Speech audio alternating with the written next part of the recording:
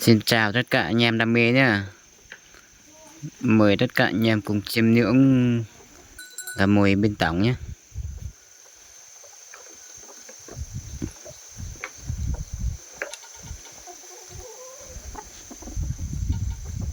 Anh em nào cần gà mồi thì cứ alo cho mình nhá.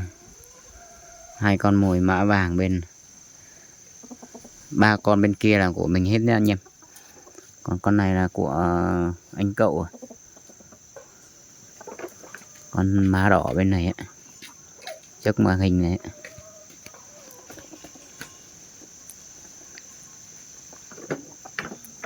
Chuẩn bị vào mùa thôi anh em ơi. Gà mùi đang thay lông gần hết rồi mọi người.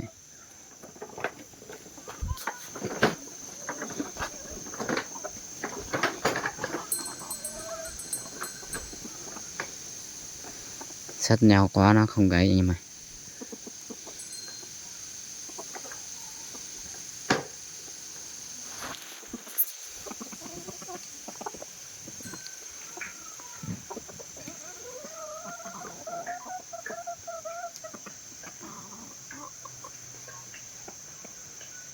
con này, con tay trắng này thì hôm qua mình mấy nó về một đôi nhưng mà lại không dính được con trống anh em ạ. Còn váy chậm đầu thì nó về nó lại thấy cái máy điện thoại của mình, xong là nó bay mất. Mình đi bấy chậm 2 thì về nhưng mà lại dính con máy trước nên là con trống nó bay đi.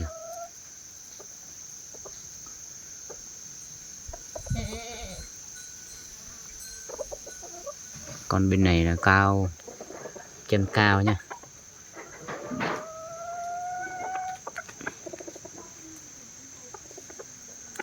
Gà rất là máu chiến luôn.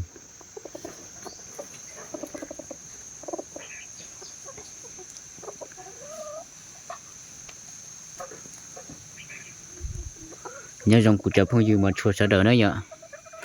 Đó là dành của chợ cái đi đó phải xây ở kia nữa.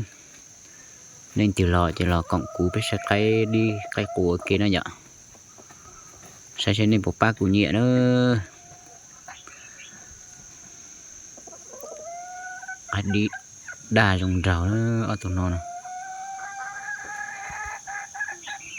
Thường cho lau tỏ thì nhìn cụ trình trai thế để xí xó cho nhìn phanh xanh như này. Nhau chỉ mà qua hành chấp lỡ để xí mới cho tự tụi nó cho nhìn phanh. Chỉ toàn trai cho nó thế để xí mà nhìn phanh xanh xanh. Xây nên bộ ba của nhẹ nữa. Cây rồng rào theo cây rồng cao hành nè.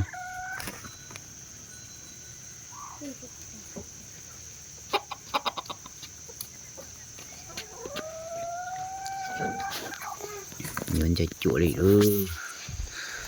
Mất giá còn đây rồi cho xe bọc của bên mình này.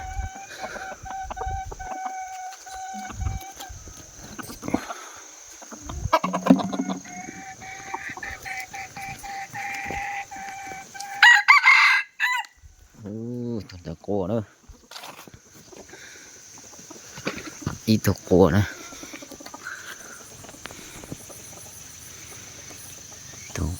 Cái đa sẽ chỉ của của sầu chính thế của dòng thế nó cho không gì nữa tụi nó này cho một đi chỉ hại để tụi nó chỉ ba lại đi xin thằng cái là chia nó cho không gì nữa.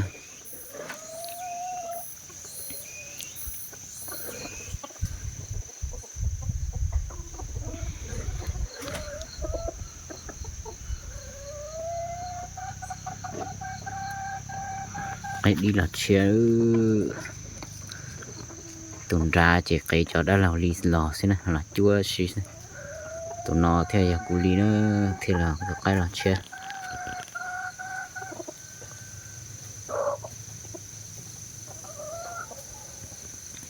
tụi đơn chơi nào là của lên giờ cho chính dạy lê thế xin nào sẽ cái này bộ ba nhẹ nữa này nhẹ chỉ phải tụi đơn chơi nào theo tụi lia san trả trong này nữa.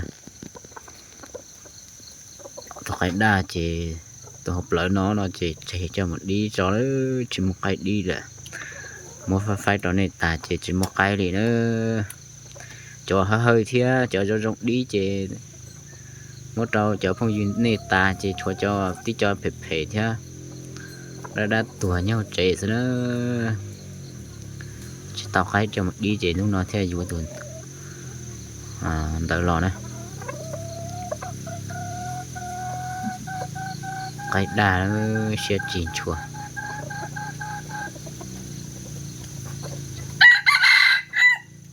cô này nó nè cô mà sau chỉnh cơ đó tụi nó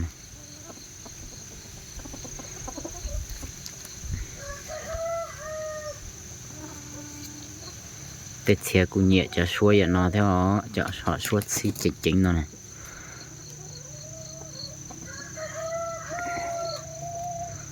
tụi nó là cô rong cơ đó xe này cũng nhẹ được xuôi cho đã lào lì xí nè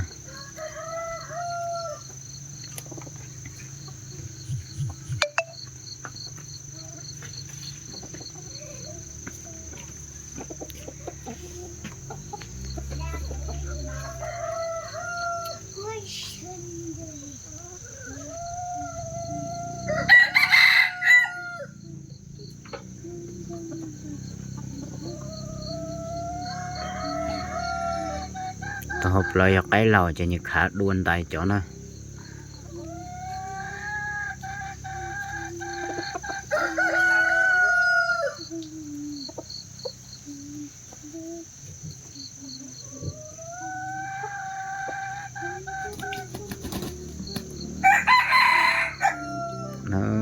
thành ta cô lên tới nè cô rong thế nữa chỗ phong gì nữa cái lia sư tiệt mà lúc xưa chỉ dừng chỉ đi theo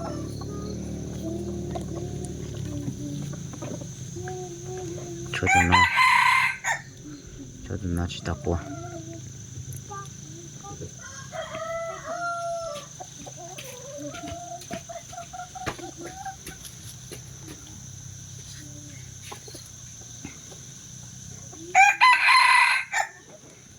cô lên tới nè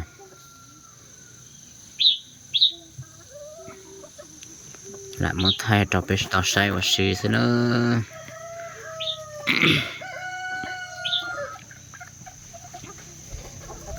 lên thì là chia là bỏ cú thì là cộng cú thế là chậu cú trong dưới thu thế nữa rồi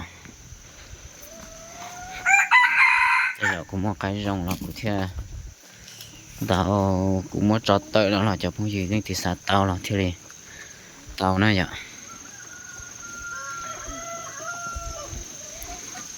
tụi nó chỉ sinh theo ý đủ thế nữa bên dưới ý thế sự tiệt gì mà ý mà chỉ cây ra xa xử nữa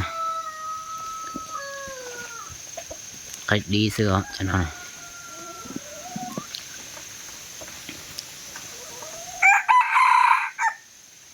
tụi nó qua đi nó này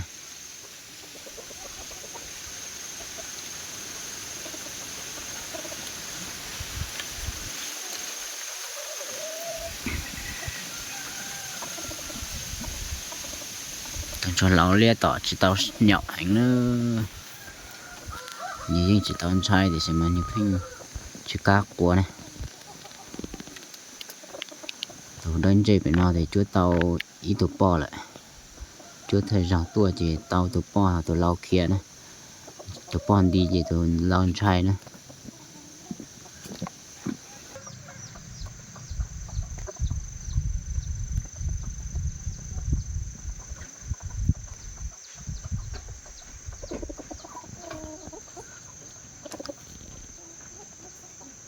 mời tất cả anh em theo dõi mình nhé. Những anh em mới thấy kênh Tổng thì cho Tổng xin một like và bấm nút đăng ký theo dõi ủng hộ Tổng quá nha.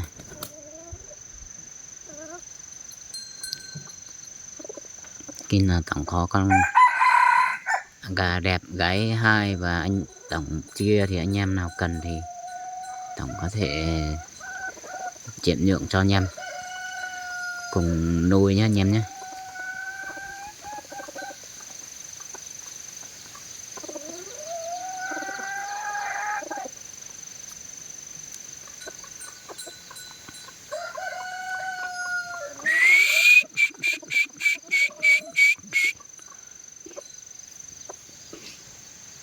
Còn hai con này chưa mở mỏ anh em ạ.